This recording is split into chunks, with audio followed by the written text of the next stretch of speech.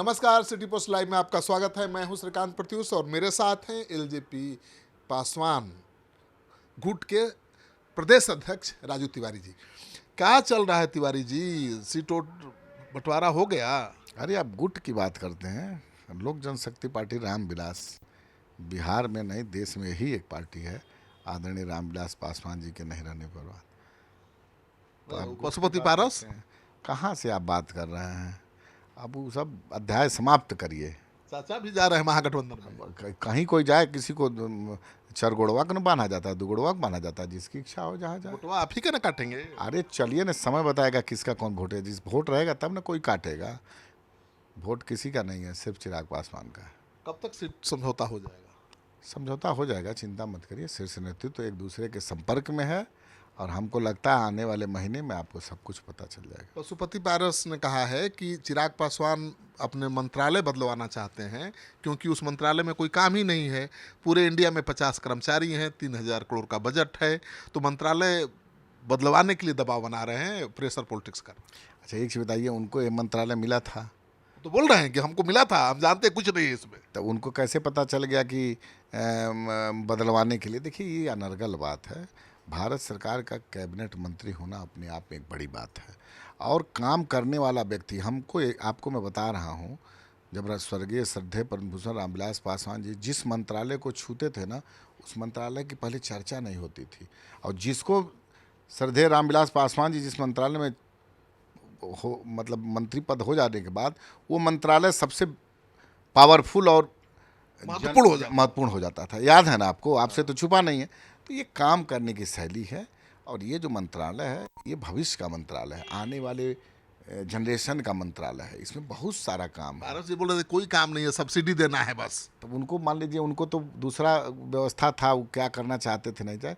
इस मंत्रालय में बहुत कुछ आगे भविष्य है, युवाओं का भविष्य, आने वाले समय का भविष्य है।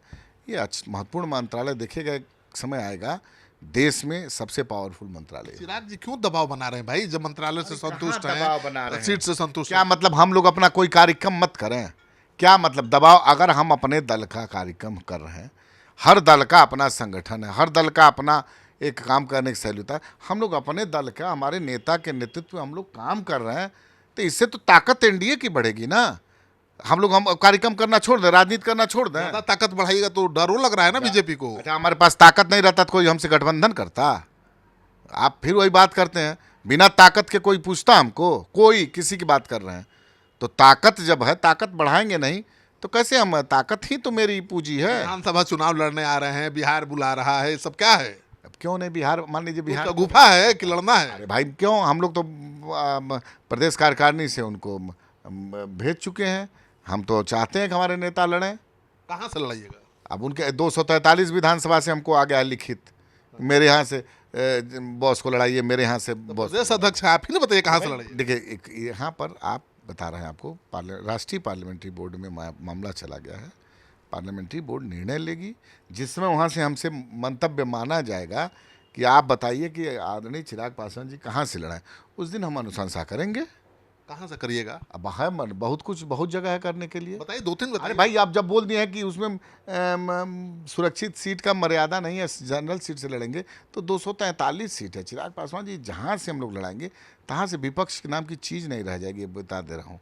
सब समाप्त हो जाएगा। नीतीश कुमार जी पूछने गए थे, मंच पर पूछ रहे थे कि भाई आप एमपी हैं, केंद्र में मंत्री हैं, विधायक क्यों बनना चाहते हैं? देखिए मेरे सामने बात नहीं हुई थी, इस पर हमको मंच पर हुई थी बात। अब ये हमारे सामने कोई बात नहीं हुई थी। और चिराग जी के बहनोई सांसद अरुण ने खुलासा किया है। तो इसके बारे में वही पूरा मतलब विस्तृत रूप से अरुण भारती जी बताएंगे।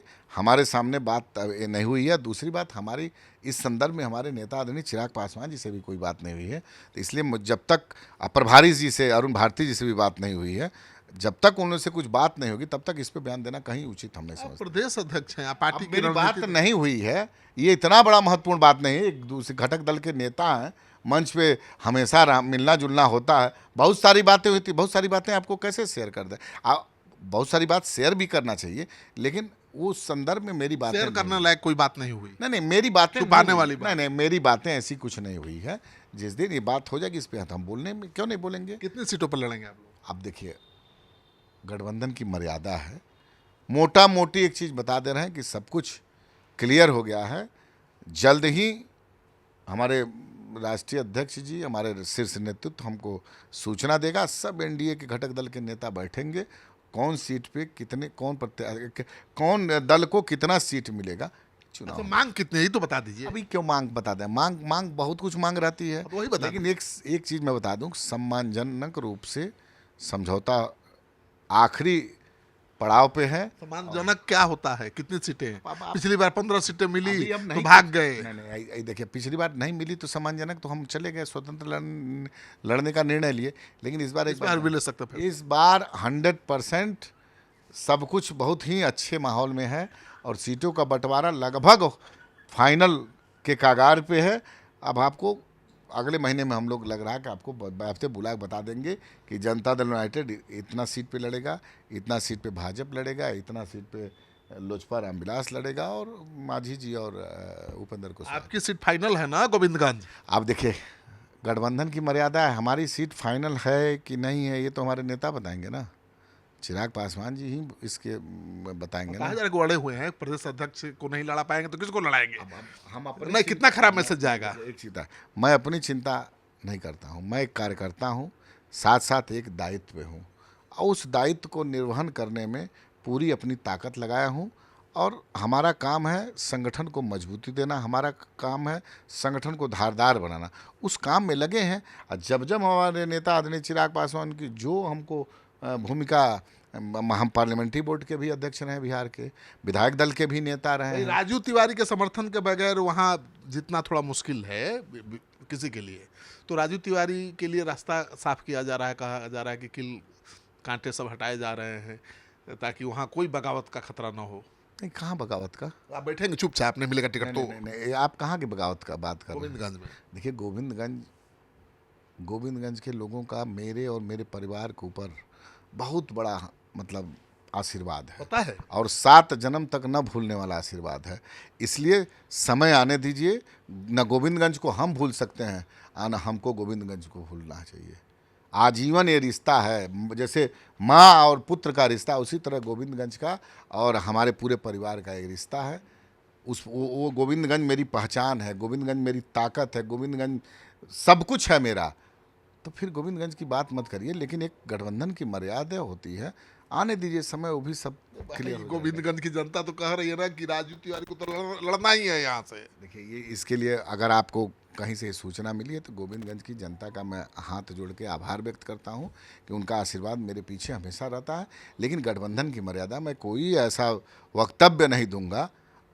हम तो सलाह देंगे अपने और भी गठबंधन के साथियों को कि गठबंधन की मर्यादा का ध्यान रखें और गठबंधन की मर्यादा के तहत ही कोई वक्तव्य दें। चलिए, तो राजू तिवारी गठबंधन के मर्यादा के धर्म के खिलाफ नहीं जाना चाहते हैं, लेकिन गोविंदगंज से इनका चुनाव लड़ना पक्का है और वहाँ की जनता चाहती है कि राजू तिवारी चिराग पासवान की पार्टी के उम्मीदवार के रूप में चुनाव मैदान में उतरे। पिछली बार उतरे थे, लेकिन उस समय गठजोड़ नहीं था, गठबंधन नहीं था, फिर भी कमाल दिखाया था। इस बार ज़्यादा संभावना है कि राजू तिवारी फिर से गोविंदगंज चुनाव क्षेत्र में नजर आएंगे।